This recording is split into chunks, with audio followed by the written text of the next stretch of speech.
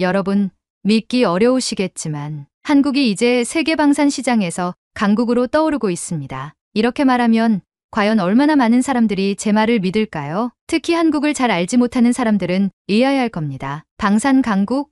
그 작은 나라가? 불과 50년 전만 해도 한국은 군사장비 대부분을 해외에서 수입하던 나라였습니다. 1970년대로 거슬러 올라가 보면 한국은 6.25 전쟁의 상흔이 아직도 남아있던 시기였죠. 전쟁으로 인해 경제는 황폐해졌고 국방력도 미국에 의존해야 했습니다. 북한의 지속적인 위협에 맞서기엔 자국 내 군사 기술력이 턱없이 부족했죠. 심지어 한국군이 사용할 소총과 전투 장비조차도 대부분 미국으로부터 지원받아야 했던 시절이었습니다. 그때 한국은 생존을 위해 외세에 의존할 수밖에 없던 나라였습니다. 1970년대 초반 한국은 북한과의 군사적 긴장이 고조되었고 자주국방의 필요성이 더욱 절실해졌습니다. 하지만 당시 한국의 경제 상황은 열악했기 때문에 자국산 무기를 개발할 여력조차 부족했습니다. 먹고 살기도 힘든 상황에서 방산 산업을 발전시킨다는 것은 그야말로 불가능에 가까운 목표처럼 보였죠. 그 시절 한국은 말 그대로 생존을 위해 매일매일을 싸우고 있었습니다. 하지만 지금은 다릅니다. 전 세계 곳곳에서 한국산 무기가 사용되고 있습니다. 유럽의 여러 국가들이 심지어 남미와 중동까지도 한국산 무기를 도입하며 그 효율성을 인정하고 있습니다. 한국이 언제부터 이렇게 방산 강국이 된 걸까요?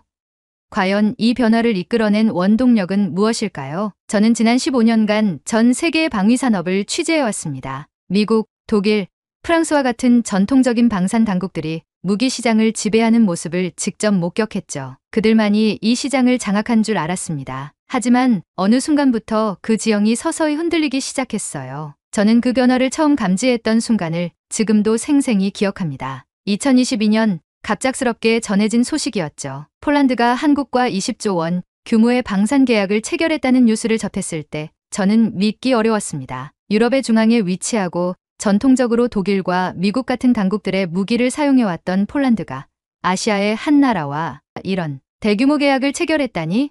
이건 단순한 뉴스 이상의 사건이었습니다. 제가 방산 기자로 활동하면서 처음 듣는 이야기였습니다. 당시 저는 곧바로 생각했죠. 한국, 도대체 어떻게 그런 계약을 성사시켰을까? 사실 그때까지만 해도 저는 한국 방산 산업에 대해 잘 알지 못했습니다. 솔직히 말하면 한국이라는 나라에 대해 잘 아는 거라곤 삼성과 같은 대기업들, 그리고 전 세계를 휩쓴 K-POP 정도였죠. 한국 방산 산업이 세계 시장에서 경쟁하며 고군분투하고 있다는 이야기는 저에게 그렇게 큰 관심을 끌 이슈는 아니었습니다. 그런데 그 작은 나라가 어떻게 유럽의 중심부에서, 그것도 폴란드 같은 나라와 20조 원 규모의 계약을 성사시켰을까요? 이건 단순히 운이 좋아서 이루어진 일일까요? 아니면 제가 그동안 전혀 주목하지 않았던 어떤 커다란 변화가 숨어 있었던 걸까요? 이 의문을 해소하기 위해 저는 한국과 폴란드를 오가며 직접 취재를 하기로 결심했습니다. 한국 방산 산업의 진짜 실체를 파헤치고 싶었죠. 이 계약이 단순한 한 번의 사건이었는지 아니면 그 이상의 무언가가 있는지 확인해야 했습니다. 그리고 그 취재를 통해 저는 상상도 하지 못했던 진실을 마주하게 되었죠. 이제 여러분도 궁금하지 않으신가요? 한국이 어떻게 방산 강국으로 떠오를 수 있었는지 이 이야기를 풀어가며 그 답을 찾아보도록 하겠습니다. 이 여정의 시작은 바로 폴란드에서 시작됩니다. 2024년 8월 폴란드 바르샤바로 향하는 비행기 안에서 저는 묘한 긴장감과 기대감에 휩싸였습니다. 마침 폴란드의 국군의 날이 다가오고 있었고 행사가 열리는 폴란드의 수도 바르샤바는 유럽의 중심에서 한국의 방산 기술이 어떻게 자리 잡았는지 확인할 수 있는 중요한 무대가 될 것이었죠. 그런데 그때는 단순히 계약 성사에 대한 궁금증 때문만은 아니었습니다. 한국이라는 나라, 그 나라의 방산 기술이 얼마나 발전했는지에 대한 실체를 눈으로 확인하고 싶었습니다. 그리고 무엇보다 저는 한국이 진정으로 유럽의 방산 시장에서 독일, 미국과 같은 전통적인 강국들과 경쟁할 수 있을지를 직접 보고 싶었습니다. 그날은 폴란드 국군의 날, 그리고 제가 직접 한국산 무기들이 폴란드에서 어떻게 사용되고 있는지를 확인할 중요한 기회였죠. 제가 발을 내디딘 폴란드는 이미 러시아 우크라이나 전쟁 이후 급격하게 군사력을 현대화하고 있는 나라였습니다. 그 과정에서 한국산 무기가 핵심적인 역할을 맡고 있다는 소식을 듣고 있었기에 그 실체를 눈으로 직접 확인하고 싶었습니다. 한국의 방산 기술이 과연 유럽에서 통할 수 있을까? 사실 머릿속엔 여전히 이 질문이 맴돌고 있었습니다. 한국은 이제껏 방산 시장에서 크게 주목받지 않았던 나라였으니까요. 하지만 폴란드는 전쟁 이후 기존의 소련제 무기를 우크라이나에 대거 지원한 후 빠르게 대체할 무기가 절실히 필요했습니다. 그런데 독일이나 미국 같은 전통적인 방산 강국들은 폴란드가 요구하는 빠른 납품 일정에 맞추기 어려웠습니다. 레오파드 전차는 성능은 뛰어났지만 생산 속도가 느리고 납품까지 수개월이 소요될 수 있었죠. 반면 한국은 신속한 생산과 납품을 약속했습니다. 행사 개최 시간에 맞춰 국군의 날 행사가 열리는 광장으로 향했습니다. 거대한 퍼레이드가 준비 중이었고 수많은 사람들이 몰려들어 있었습니다. 폴란드 군악대가 힘차게 연주하는 군가가 공기를 가득 메웠고 거대한 퍼레이드가 곧 시작될 준비를 하고 있었습니다. 행사의 하이라이트는 폴란드 군의 최신 장비를 선보이는 시간이었는데 제 눈에 가장 먼저 들어온 것은 바로 한국산 K 전차와 K9 자주포였습니다. 유럽의 한가운데에서 한국산 무기가 이렇게 당당히 전시되고 있다니 저는 감탄을 금할 수 없었습니다. 한국산 무기가 유럽에서 그것도 폴란드의 중심에서 당당히 선보이고 있다는 사실은 그 자체로 놀라운 일이었으니까요. 하지만 놀라움은 거기서 끝나지 않았습니다. 퍼레이드가 끝난 후 저는 폴란드군 관계자와 인터뷰할 기회를 얻었습니다. 그에게 왜 한국산 무기를 선택하게 되었는지 물어보았죠. 그들의 대답은 예상보다도 더 흥미로웠습니다. 독일산 레오파드 전차도 훌륭하지만 우리에게는 한국산 K 전차가 더 적합했습니다. 특히 빠른 납품과 생산 능력, 가격 대비 성능 측면에서 한국산 무기가 훨씬 더 효율적이었죠. 이 말을 듣고 저는 다시 한번 놀랐습니다. 그동안 유럽에서 독일의 레오파드 전차는 방산 시장의 황제 같은 존재였으니까요. 그런데 그런 독일산 무기 대신 한국산 무기를 선택한 이유가 무엇일까요? 단순히 가격 때문일까요?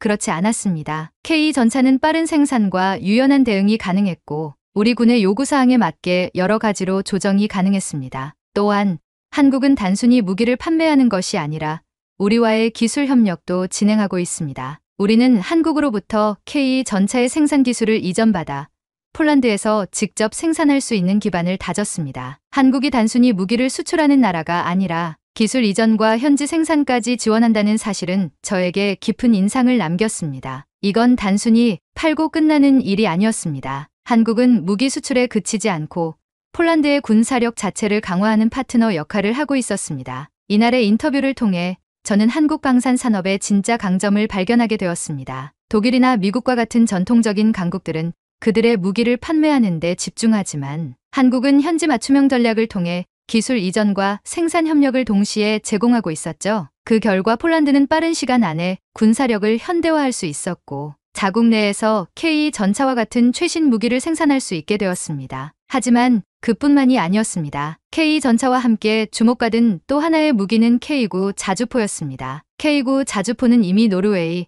핀란드 같은 유럽 국가들에서도 도입되어 성능을 인정받고 있었습니다. 그 뛰어난 화력과 기동성은 폴란드 군사력의 중요한 전략적 자산이 되었죠. 폴란드는 이 자주포를 통해 전시에서의 전력 강화는 물론 기존에 사용하던 소련제 자주포를 대체하며 군사력을 빠르게 현대화하고 있었습니다. 폴란드군 관계자는 이렇게 말했습니다. K9 자주포는 단순한 화력 무기가 아닙니다. 그 기동성은 기존의 소련제 무기와 비교할 수 없을 정도로 빠르고 최신 전술에 맞춰 운용할 수 있습니다. 이처럼 폴란드는 한국산 K 전차와 K9 자주포를 도입함으로써 단순한 무기 구매를 넘어 자국 군사력을 한 단계 끌어올릴 수 있는 중요한 전략적 선택을 한 것이었습니다. 그 선택의 결과는 바로 유럽 내에서 한국산 무기에 대한 평가가 달라지게 되는 순간을 가져왔습니다. 폴란드가 한국산 무기를 선택한 이유는 명확했습니다. 빠른 생산, 유연한 납품, 그리고 기술 협력. 이 세 가지가 폴란드 군사력 현대화의 핵심이었고 그 중심에 한국이 있었던 것이죠. 이제 한국의 방산 산업이 유럽 시장에서 새로운 강자로 자리 잡고 있다는 사실이 점점 더 확실해지고 있었습니다. 폴란드에서의 취재를 마친 후 저는 머릿속이 복잡해졌습니다. 한국 방산 산업의 강점은 예상보다도 더 분명하고 확고했습니다. 하지만 여전히 미국과 독일 같은 전통 강국들과의 경쟁에서 한국이 정말 장기적으로 살아남을 수 있을까 하는 의구심이 남아 있었습니다. 그 의문을 해소하기 위해 저는 한국으로 향하기로 했습니다. 이제 한국 방산 산업의 핵심 기술력을 직접 확인하고 그 실체를 목격해야 할 때였습니다. 바로 그곳이 제 다음 여정의 목표였습니다. 2024년 10월 1일 서울. 하늘은 맑았고 그날의 대기는 말 그대로 전율 그 자체였습니다. 이른 아침부터 도로는 통제되었고 서울 한복판에서 한국군의 최신 무기들이 시가행진을 펼친다는 소식에 시민들은 물론 수많은 외국인들이 몰려들었습니다. 저는 수많은 방산 행사와 군사 퍼레이드를 취재해봤지만 이날만큼은 그 어느 행사와도 차원이 달랐습니다. 한국의 자주국방을 기념하는 이 행사에서 제가 처음으로 한국의 방산기술이 얼마나 발전했는지를 몸소 느낄 수 있었기 때문입니다. 사실 처음부터 기대가 아주 크진 않았습니다. 세계적인 군사 강국들이 아니면 이런 행사에서 큰 감흥을 느끼기 어려운 법이니까요. 그런데 그런 저의 생각은 첫 번째 전차가 등장하자마자 산산이 부서졌습니다. 거리를 울리는 굉음과 함께 K 전차가 도로 위로 등장했을 때 그 위압감은 상상을 초월했습니다. 독일의 레오파드 2 전차와 성능이 대등하다는 그 K 전차가 한국의 도심, 거침없이 질주하고 있었습니다. 그 뒤를 이어 등장한 K9 자주포 역시 눈길을 사로잡았습니다. 이미 폴란드, 노르웨이, 핀란드 등 유럽 국가들이 도입한 이 자주포는 명실상부한 전 세계 자주포 시장의 최강자로 떠오르고 있었습니다. 그러나 진짜 감동은 그 후에 찾아왔습니다. 바로 현무호 미사일. 현무호가 등장하는 순간 저는 주변의 모든 소리가 사라지는 듯한 느낌을 받았습니다. 그 미사일이 천천히 도로를 따라 지나가며 그 어마어마한 존재감을 드러낼 때 저는 숨을 쉬는 것조차 잊을 정도였습니다. 이 미사일이 재래식 무기라고 정말 믿을 수가 없었습니다. 현무호 미사일은 그 크기와 위용만으로도 충분히 압도적이었지만 그 미사일의 능력을 알게 된 순간 저는 그야말로 충격을 받았습니다. 탄두 중량 8톤에 달하는 이 미사일은 그 어떤 벙커나 지하시설도 순식간에 파괴할 수 있는 엄청난 파괴력을 가지고 있었습니다. 단순한 방어용 미사일이 아닌 북한의 핵심 지휘부나 전략시설을 정밀 타격할 수 있는 이 미사일은 그동안 제가 보아온 그 어떤 재래식 무기보다도 강력해 보였습니다. 미사일이 천천히 지나가는 동안 주변 사람들의 탄성이 끊임없이 이어졌습니다. 이게 한국이 만든 무기라고? 라는 질문이 여기저기서 들려왔습니다. 저 역시도 그들의 말을 들으며 고개를 끄덕였습니다. 이 미사일은 그저 한국의 방어력을 상징하는 것이 아니었습니다. 그것은 한국이 군사강국으로서의 위상을 세계에 알리는 신호탄이었죠. 행사가 끝난 후에도 저는 한동안 그 자리를 떠나지 못했습니다. 현무호 미사일의 위용은 여전히 제 머릿속에서 맴돌았고 제가 방산 기자로서 경험했던 그 어떤 순간보다도 강렬하게 남아 있었습니다. 그러나 그날의 감동은 그걸로 끝이 아니었습니다. 다음 날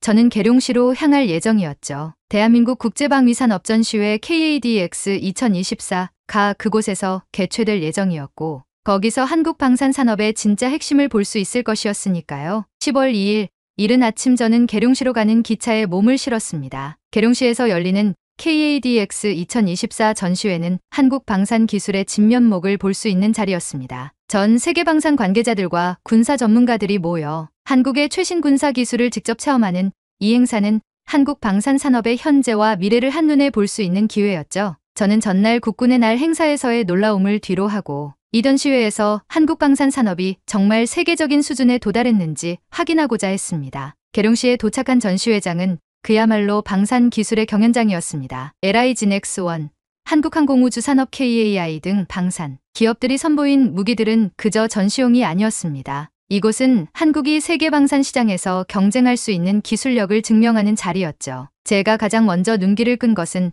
한화에어로스페이스가 선보인 장거리 요격 미사일이었습니다. 이 미사일은 적 미사일을 공중에서 요격할 수 있는 능력을 갖추고 있어 기존의 방어 시스템보다 훨씬 더 높은 방어력을 자랑했습니다. 전시된 미사일은 공중에서 빠르게 표적을 포착하고 즉각적으로 대응할 수 있는 첨단 레이더 시스템과 함께 시연되었죠. 이를 지켜보는 동안 저는 한국이 방어 시스템에 있어서도 세계적인 수준에 도달했구나라는 생각을 할 수밖에 없었습니다. 그러나 이 전시회의 진정한 하이라이트는 드론 전쟁 시대에 대비한 레이저 대공무기였습니다. 레이저로 드론을 요격한다니?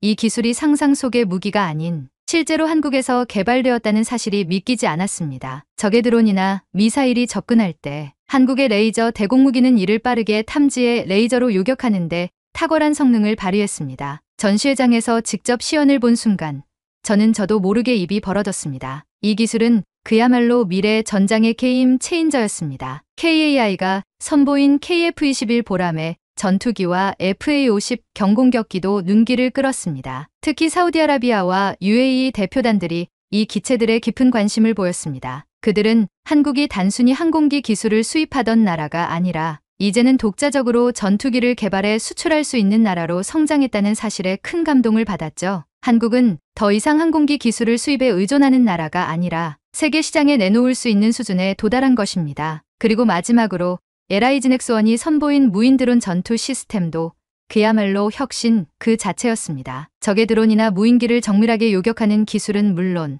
자폭 드론까지도 전시되어 있었는데, 이는 현대 전장에서 한국이 첨단 전술을 얼마나 깊이 이해하고 있는지를 보여주었습니다. 저는 전시회장을 돌며 여러 군 관계자들과 대화를 나눴습니다. 한국이 이렇게까지 발전했을 줄 몰랐다는 이야기가 끊임없이 들려왔습니다. 특히 유럽의 방산 전문가들은 한국산 무기가 이제 NATO 표준을 완벽하게 충족하면서도 유연하게 대응할 수 있다는 점에 깊은 인상을 받았습니다. 한 유럽 방산 관계자는 저에게 이렇게 말했습니다. 한국이 이런 수준의 무기를 가지고 있다니 이제는 독일이나 미국만이 시장을 지배하는 시대는 끝난 것 같습니다. 한국이 이런 혁신을 보여줄 줄은 정말 예상하지 못했어요. 저는 그들의 말에 고개를 끄덕였습니다. 한국은 더 이상 중견 국가가 아닌 글로벌 방산 리더로 도약하고 있었습니다. 계룡시 KADX 2024 전시회장을 떠나는 길. 저는 마치 한국 방산 산업의 과거와 미래를 동시에 목격한 듯한 느낌을 받았습니다. 이틀에 걸친 경험은 그야말로 놀라움의 연속이었습니다. 한국 국군의 날 행사에서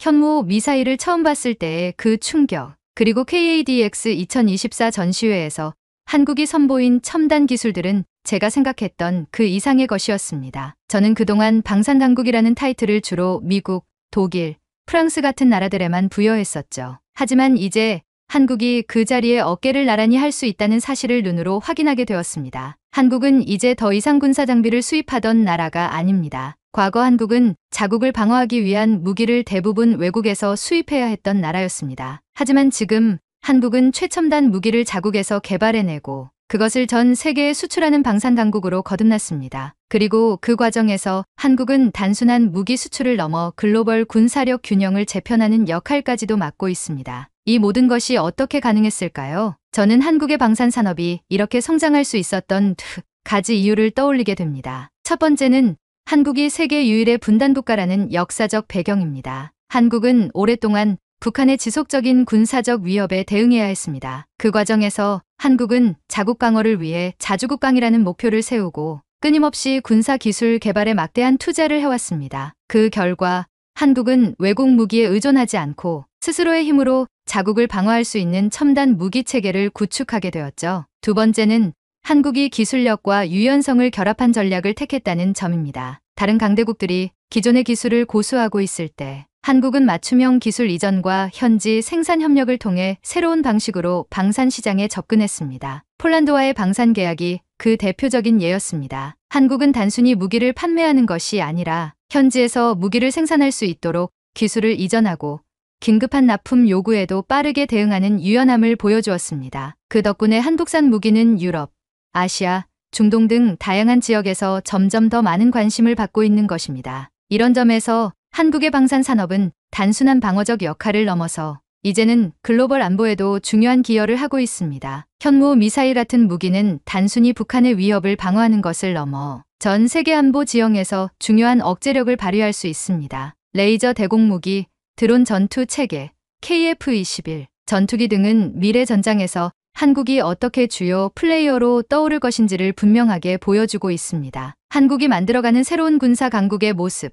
저는 그 최전선에 서 있었습니다. KADX 2024에서 만난 방산 관계자들의 말처럼 한국은 이제 글로벌 방산 시장의 중요한 축을 맡고 있습니다. 그들이 한국산 무기의 혁신성과 유연성에 감탄하며 이제는 독일이나 미국만이 시장을 지배하는 시대는 끝났다 라고 말했던 순간을 저는 결코 잊지 못할 것입니다. 그 말 속에는 한국이 보여준 기술적 혁신에 대한 경외감이 담겨 있었습니다. 저는 계룡시에서의 마지막 인터뷰를 마치며 한국 방산 산업의 미래를 떠올려 봤습니다. 중동, 남미, 아시아에서 한국 무기 도입을 적극적으로 검토하고 있다는 소식은 이제 더 이상 새로운 뉴스가 아닙니다. 사우디아라비아, 인도네시아 같은 나라들은 이미 한국산 무기를 도입했거나 협력을 강화하고 있죠. 한국은 그들에게 단순한 무기 공급국이 아니라 군사력 현대화를 이끌어줄 파트너로 자리 잡고 있습니다. 결국 한국은 이제 방산 강국으로 확고히 자리 잡았습니다. 저는 기차를 타고 계룡시를 떠나며